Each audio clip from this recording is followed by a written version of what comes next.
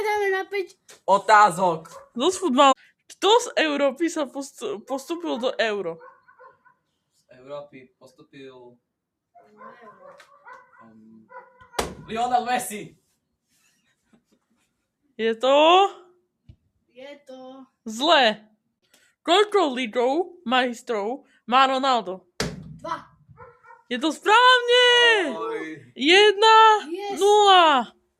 Ideme. No, dávaj. Koľko detí má Ronaldo? A ja som bol... Je to zle. 5. Dobre je to! No, let's go. 1-1. Aké je celým menom Lamina Jamala?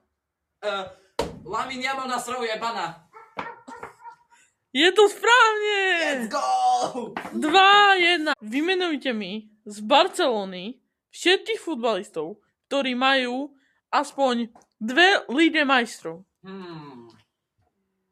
Ty vieš? No dá, hej, ja snažím. Ja tiež sa snažím. Viem, že je to Viktor Valdés. Hral 5 rokov a vyhral potom... Nie, Neymar má 1. Pokiaľ viem. Ale Šampón aj spolu, nedakedy. Ronaldinho? Počkaj. Mal, nie? Ronaldinho má 1. No, tá. Hej? Ej, koho neznášaš? Argentínca. Messiho. Presne. Messi má 2. Či má 4 teraz? Dobre, tak to je správna otázka. A teraz Takže nám chýbajú 2-2. A ideme poslednú otázku. Posledná otázka. No dobre. Kto je z Turecka? Hraj za Real Madrid. Môžem už hneď?